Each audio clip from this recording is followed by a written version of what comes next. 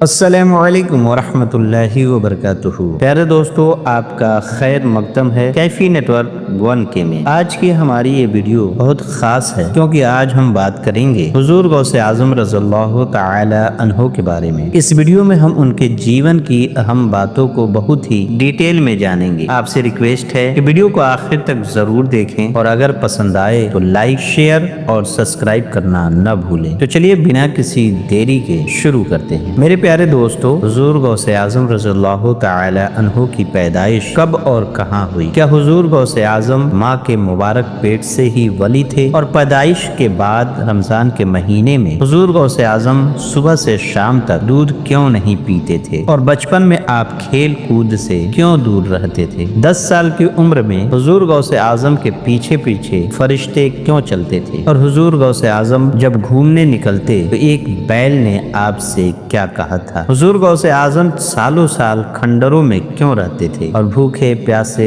جنگلوں میں کیوں گھومتے رہتے تھے؟ اور حضور غوث اعظم کے اوپر شیطان آگ کیوں پھینکتے تھے؟ میرے پیارے دوستو، ان سارے سوالوں کا جواب انشاءاللہ ہم اسی ویڈیو میں جانیں گے، تو آپ سے ریکویسٹ ہے کہ ویڈیو کو آخر تک ضرور دیکھیے گا۔ میرے دوستو، ہمارے بڑے پیر حضور غوث اعظم رضی اللہ تعالی عنہ 1 رمضان 770 ہجری کو ایران کے شہر جیلان میں پیدا ہوئے۔ آپ کے والد کا نام سید ابو صالح موسیٰ جنگی دوست تھا اور آپ کی والدہ کا نام ام الخیر فاطمہ ثانی تھا۔ آپ کے والد کی طرف سے نسب یعنی خاندان حضرت امام حسن رضی اللہ تعالی عنہ تک پہنچتا ہے اور والدہ کی طرف سے نسب حضرت امام حسین رضی اللہ تعالی عنہ تک پہنچتا ہے، یعنی آپ حسنی سید بھی ہیں اور حسینی سید بھی۔ میرے دوستو، ہمارے بڑے پیر حضور غوث اعظم رضی اللہ تعالی عنہ کے والد حضرت شیخ ابو صالح موسیٰ جنگی دوست رضی اللہ تعالی عنہ بہت بڑے ولی تھے۔ ایک بار رمضان شریف کے مہینے میں آپ کہیں جا رہے تھے، راستے میں دجلہ دریا آیا۔ دریا پار کرتے وقت ایک سیب بہتا ہوا آپ کے پاس آیا۔ آپ نے اسے اٹھا لیا اور اسی سے روزہ کھول لیا۔ سیب کھانے کے بعد آپ کے دل میں خیال آیا کہ یہ سیب پتہ نہیں کس کا ہے، کہیں بنا اجازت کھا لیا ہو۔ آپ کو ڈر ہوا کہ قیامت کے دن یہ سیب میرے لیے عذاب کا سبب نہ بن جائے۔ آپ اسی وقت سیب کے مالک کی تلاش میں دریا کے کنارے کنارے چل پڑے۔ کافی دیر چلنے کے بعد ایک بڑا باغ دکھا۔ اس باغ کی ڈالیاں دریا کی طرف جھکی ہوئی تھی اور ہوا سے پکے ہوئے پھل ٹوٹ کر پانی میں گر رہے تھے۔ آپ کو یقین ہو گیا کہ جو سیب میں نے کھایا وہ اسی باغ کا تھا۔ آپ باغ کے مالک کو ڈھونڈتے ڈھونڈتے حضرت سید عبداللہ سومئی رضی اللہ تعالی عنہ تک پہنچے۔ وہ بڑے اللہ والے تھے۔ انہوں نے اپنے دل کے الہام سے جان لیا یہ نوجوان نیک ہے۔ انہوں نے فرمایا، اے نوجوان، میں تیری غلطی تب معاف کروں گا جب تو میرے باغ کی 10 سال تک دیکھ بھال کرے گا۔ حضرت ابو صالح موسیٰ رضی اللہ تعالی عنہ نے فوراً منظور کر لیا اور پورے 10 سال باغ کی خدمت کرتے رہے۔ 10 سال بعد حضرت عبداللہ سومئی رضی اللہ تعالی عنہ نے کہا، اب بھی ایک شرط باقی ہے۔ میری ایک بیٹی ہے جس میں 5 عیب ہیں۔ وہ اندھی ہے، بہری ہے، گونگی ہے، لنگڑی ہے اور ہاتھ پاؤں سے کمزور ہے۔ تجھے اس سے نکاح کرنا ہوگا۔ حضرت ابو صالح کو بڑی فکر ہوئی۔ ایک طرف سیب کی معافی کا معاملہ تھا اور دوسری طرف ایسی عورت سے شادی کرنی تھی جس کے 5 عیب بتائے گئے۔ لیکن پھر آپ نے سوچا دنیا کی زندگی تھوڑے دنوں کی ہے۔ آخرکار آپ نے کہا، مجھے منظور ہے، میں آپ کی بیٹی سے نکاح کروں گا۔ یہ سن کر حضرت عبداللہ سومئی رضی اللہ تعالی عنہ نے سیب کی غلطی معاف کر دی اور نکاح ہو گیا۔ جب حضرت ابو صالح اپنی بیوی کے پاس گئے تو دیکھا کہ وہ بالکل تندرست اور خوبصورت لڑکی ہے۔ آپ حیران ہو گئے اور باہر نکل کر کہا، یہ تو کوئی اور لڑکی لگتی ہے، اس میں تو کوئی عیب ہی نہیں ہے۔ حضرت عبداللہ سومئی رضی اللہ تعالی عنہ نے فرمایا، یہ میری بیٹی ہے۔ میں نے جو 5 عیب بتائے تھے ان کا مطلب یہ تھا، وہ اندھی ہے یعنی اس نے کبھی نامحرم کو نہیں دیکھا، وہ بہری ہے یعنی کبھی غیر مرد کی آواز نہیں سنی، وہ گونگی ہے یعنی کبھی بری بات نہیں کہی، وہ لنگڑی ہے یعنی کبھی برے راستے پر قدم نہیں رکھا، وہ ہاتھ سے کمزور ہے یعنی کبھی بری چیز کو ہاتھ نہیں لگایا۔ یہ پاک دامن اور حضرت ام الخیر فاطمہ ثانی رضی اللہ تعالی عنہا थी। इन्हीं के मुबारक वतन से हमारे बड़े पीर औलिया के सरदार हजरत गौस आजम रज़ियल्लाहु तआला अन्हु पैदा हुए। हमारे बड़े पीर हुजूर गौस आजम रज़ियल्लाहु तआला अन्हु के एक सगे भाई थे। उनका नाम अबू अहद अब्दुल्ला था। वह उम्र में आपसे छोटे थे। अपनी वालिदा माँ की खिदमत में ही रहते और जीलान के उलमा से इल्म हासिल किया करते। जवानी की उम्र में ही अपने वतन जीलान में उनका इंतकाल हो गया। हवाला बहजतुल असरार सफ़ा 262। मेरे दोस्तों, सारे बुजुर्गों का ये मानना है कि हुजूर गौसे आजम मादरजाद वली थे। आपकी विलादत यानी पैदा होने के बाद ही एक करामत जाहिर हुई। वो ये कि रमजान शरीफ में आप सुबह से लेकर शाम तक कभी दूध नहीं पीते थे, यानी पूरे महीने के रोजे रखते थे। जब इफ्तार का वक्त होता, मगरिब की आजान होती, तभी आप दूध पीने लगते। यह करामत इतनी मशहूर हुई कि जीलान के हर तरफ ये चर्चा होने लगी कि सैयदों के घराने में एक ऐसा बच्चा पैदा हुआ है जो रमजान में दिन भर दूध नहीं पीता। हवाला कलायदुल जवाहर सफाती। मेरे दोस्तों, हमारे बड़े पीर हजरत गौसे आजम रज़ियल्लाहु तआला अन्हु बचपन से ही खेल कूद से दूर रहते थे। आपने अपने बचपन का हाल बताते हुए फरमाया, जब भी मैं बच्चों के साथ खेलने का इरादा करता तो मुझे एक गैबी आवाज सुनाई देती। कोई कहता, ए बरकत वाले बच्चे मेरी तरफ आ जा। हवाला बहजतुल असरार सफ़ा 50। मेरे दोस्तों, हमारे बड़े पीर हुजूर गौसे आजम रज़ियल्लाहु तआला अन्हु से पूछा गया, आपको अपनी विलायत का इल्म कब हुआ? आपने फरमाया, जब मेरी उम्र 10 साल की थी और मैं मकतब यानी मदरसा पढ़ने के लिए जाता था तो मुझे रास्ते में फरिश्ते अपने पीछे पीछे चलते नजर आते थे। जब मैं मकतब पहुंचता तो वह फरिश्ते ये कहते हुए सुनाई देते, अल्लाह के वली के लिए जगह खाली करो। ये आवाज मकतब के सारे लोग सुनते थे। हवाला बहजतुल असरार सफ़ा 47। और मेरे दोस्तों, हमारे बड़े पीर हुजूर गौसे आजम रज़ियल्लाहु तआला अन्हु फरमाते हैं, मैं एक बार शहर के बाहर सैर यानी घूमने के लिए जा रहा था। रास्ते में मुझे एक बैल मिला। उसने मेरी तरफ देखा और साफ जुबान में कहा, अब्दुल कादिर, तुझे इस तरह घूमने फिरने के लिए पैदा नहीं किया गया और ना ही तुझे इसकी इजाजत दी गई है। आप फरमाते हैं कि एक बेजुबान जानवर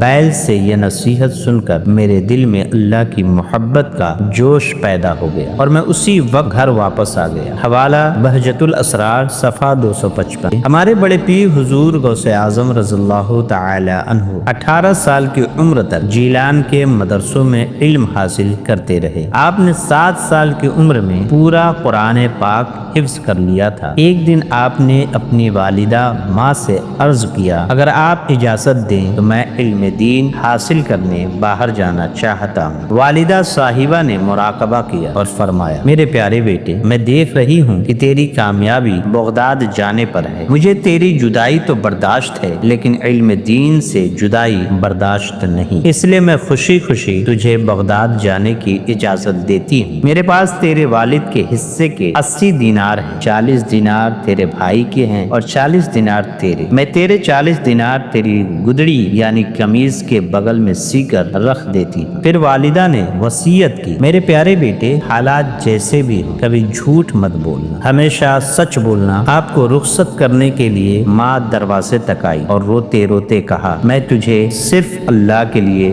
सफर करने की इजाजत देती हूँ, वहीं तेरा मुहाफिज है। और फिर मोहब्बत और हसरत भरी नजरों से देखते हुए फरमाया, ये चेहरा अब क़यामत के दिन तक नहीं देख सकूंगी। हवाला बहजतुल असरार सफ़ा 255। मेरे दोस्तों, हमारे बड़े पीर हुजूर गौसे आजम रज़ियल्लाहु तआला अन्हु ने 18 साल की उम्र में अपनी माँ से इजाजत लेकर इल्म दीन हासिल करने के लिए जीलान से काफिले के साथ बगदाद का सफर किया। ये सफर तकरीबन 400 मील का था। जब काफिला हमदान से आगे बढ़ा तो रास्ते में डाकुओं ने हमला कर दिया और सबका माल और असबाब लूट लिया। उस वक्त आप एक तरफ खड़े होकर सब देख रहे थे। एक डाकू आपके पास आया और पूछा, लड़के तेरे पास क्या है? आपने फरमाया, मेरे पास 40 दीनार है। डाकू ने आपकी बात को मजाक समझा और चला गया। फिर दूसरा डाकू आया, उसने भी यही सवाल किया। आपने वही जवाब दिया। उसने भी समझा कि ये मजाक है और चला गया। जब दोनों डाकू अपने सरदार के पास पहुंचे और ये बात बताई तो सरदार ने कहा, उस लड़के को मेरे पास लाओ। आपको डाकुओं के सरदार के पास लाया गया। सरदार ने पूछा, सच बताओ तुम्हारे पास क्या है? आपने फरमाया, मेरे पास 40 दीनार है। सरदार ने पूछा, कहाँ है? آپ نے فرمایا میری گدڑی کے اندر سیلے ہوئے ہیں۔ جب گدڑی چاک کی گئی تو سچ مچ اس میں سے 40 دینار نکل آئے۔ ڈاکو اور ان کا سردار آپ کی سچائی دیکھ کر حیران رہ گئے۔ سردار نے کہا لڑکے تو اچھی طرح جانتا ہے کہ ہم لوگ ڈاکو ہیں، یہ دینار تیرے پاس چھپے ہوئے اور محفوظ تھے، پھر تو نے کیوں بتا دیا؟ آپ نے مسکرا کر فرمایا کیا میں جھوٹ بولتا؟ آپ نے پوچھا اور میں نے سچ سچ بتا دیا۔ بات دراصل یہ ہے کہ میری ماں نے مجھے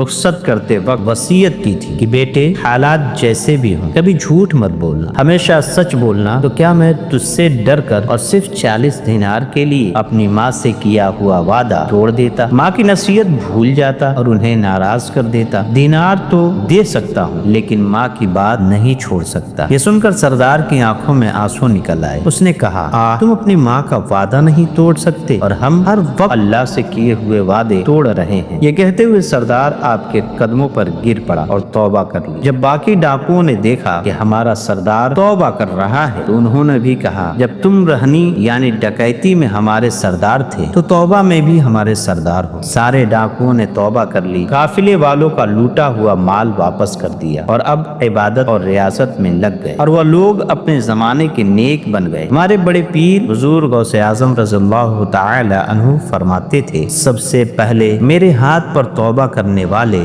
یہی لوگ تھے۔ حوالہ بہجت الاسرار صفحہ 256۔ میرے دوستو جب ہمارے بڑے پیر حضرت غوث اعظم رضی اللہ تعالی عنہ بغداد شریف پہنچے تو وہاں کی مشہور اور بڑی درسگاہ جامعہ نجامیہ میں بطور طالب علم داخل ہوئی۔ میرے پیارے دوستو جب ہمارے بڑے پیر حضرت غوث اعظم رضی اللہ تعالی عنہ بغداد شریف پہنچے تو وہاں کی مشہور اور بڑی درسگاہ جامعہ نجامیہ میں بطور طالب علم داخل ہوئے۔ آپ نے وہاں بڑے بڑے عالموں سے علم حاصل کیا۔ علامہ ابو زرقانی یحییٰ بن علی سے علم ادب پڑھا، ابو الوفا علی بن عقیل محمد بن قاضی ابو یعلا اور قاضی ابو سعید مخزومی سے فقہ اور اصول فقہ کی تعلیم حاصل کی۔ ابو غالب محمد بن الحسن باقلانی سمیت تقریباً 17 محدثین اکرام سے علم حدیث پڑھ کر مہارت حاصل کی۔ اس طرح آپ نے تمام امور عربیہ میں پوری مہارت حاصل کر لی۔ اس لیے آپ نے قصیدہ غوثیہ میں فرمایا میں علم پڑھتا رہا یہاں تک کہ کتب ہو گیا اور تمام مولاؤں کے مولا اللہ تعالیٰ کی طرف سے مجھے ساری کامیابیاں اور دولتیں مل گئی۔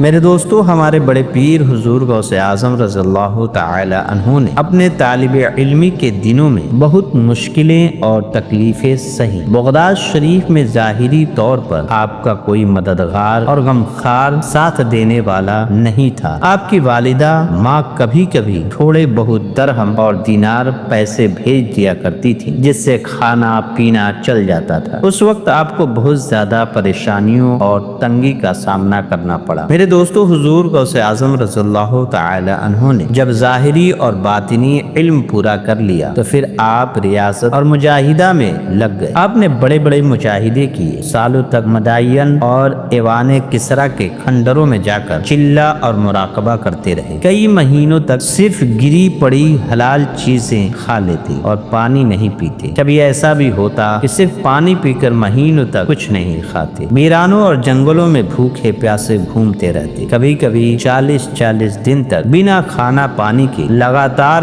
عبادت اور ریاست میں لگے رہتے اور اپنی نفسانی خواہشوں سے جہاد کرتے رہتے۔ حضرت احمد بن یہ ناقیل ہیں کہ میں نے خود حضور غوث اعظم رضی اللہ تعالی عنہ سے سنا، آپ فرماتے تھے میں گھومتا رہتا تھا، اس وقت نہ میں لوگوں کو پہچانتا تھا نہ لوگ مجھے پہچانتے تھے۔ میں نے لگاتار 40 سال تک ہر رات عشاء کی نماز سے صبح تک بنا ناگا پورا قرآن ختم کیا۔ ان ریاست اور مجاہدات کے دوران کبھی کبھی آپ پر جذب و شکر کی کیفیت اتنی غالب ہو جاتی کہ آپ جنگلوں اور ویرانوں میں دوڑتے پھرتے اور آپ کو خود بھی خبر نہیں ہوتا کہ کہاں جا رہے ہیں۔ جب وہ حالت ختم ہوتی اور ہوش آتا تو آپ اپنے کو کسی دور دراز جگہ پر پاتے۔ کبھی کبھی آپ پر ایسی کیفیت طاری ہوتی تھی کہ ویرانوں اور جنگلوں میں زور زور سے ذکر کرتے، نعرے لگاتے اور چیختے تھے، یہاں تک کہ لوگ آپ کو دیوانہ سمجھنے لگتے تھے۔ حوالہ بہجت الاسرار صفحہ 249۔ میرے پیارے دوستو حضرت شیخ عثمان شریفنی رضی اللہ تعالی عنہ بیان کرتے ہیں کہ جب حضور غوث اعظم رضی اللہ تعالی عنہ عراق کے جنگلوں اور ویرانوں میں عبادت اور ریاضت میں مشغول رہتے تھے تو اکثر ڈراؤنی راتوں میں شیطان ہتھیار باندھ کر ڈراؤنی شکلیں بنا کر آپ کے پاس آتے، آپ کو ڈراتے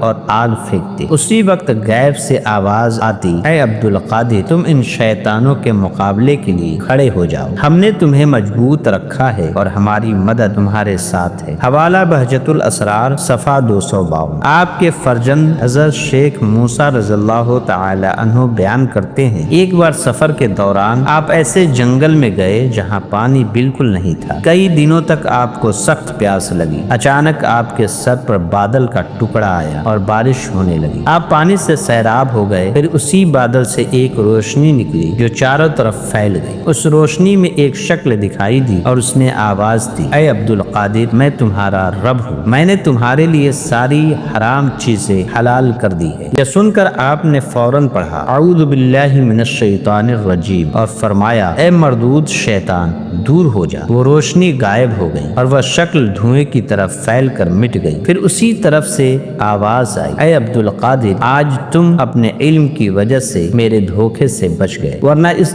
میدان میں پہلے ہی 70 اولیاء طریقت کو گمراہ کر کے ان کی ولایت چھین چکا ہوں۔ آپ نے فرمایا، اے شیطان، مجھے میرا علم نہیں بچا سکا، بلکہ میرے رب کا فضل کرم مجھے تیرے دھوکے سے بچا لے گیا۔ اگر تیرا علم تجھے نہیں بچا سکا تو میرا علم مجھے کیا بچا سکتا تھا؟ پھر آپ سے پوچھا گیا، حضور آپ نے کیسے پہچان لیا کہ یہ شیطان ہے؟ آپ نے فرمایا، اس کے گمراہ کرنے والے قول سے کہ حرام چیزیں تیرے لیے حلال کر دی گئی ہیں، میں نے ترنت پہچان لیا کہ یہ شیطان ہے، کیونکہ اللہ تعالی کبھی بھی ناپاک اور حرام چیزوں کو کسی کے لیے حلال نہیں کرتا۔ حوالہ قلائد الظواہر صفحہ 20۔ میرے دوستو، حضور غوث اعظم رضی اللہ تعالی عنہ کے والد کا واقعہ بتاتا ہوں کہ صرف ایک سیب کے بارے میں بھی انہوں نے سوچا، پتہ نہیں کس کا ہے، کہیں بغیر اجازت نہ کھا لیا ہو۔ اس سے ہمیں سبق ملتا ہے کہ حلال حرام کا دھیان رکھنا بہت ضروری ہے۔ اگر کوئی چھوٹی چیز بھی ہماری نہ ہو تو بنا اجازت اسے استعمال نہیں کرنا چاہیے۔ آپ کی والدہ ام الخیر فاطمہ ثانی رحمت اللہ علیہا کا پاک دامن ہونا ہمارے لیے سبق ہے کہ انہوں نے کبھی غیر مرد کو نہ دیکھا، نہ سنا، نہ بری بات کہی، نہ برا راستہ اپنایا، نہ بری چیز کو ہاتھ لگایا۔ اس سے سبق ملتا ہے کہ عورت کی سب سے بڑی خوبصورتی اس کی حیا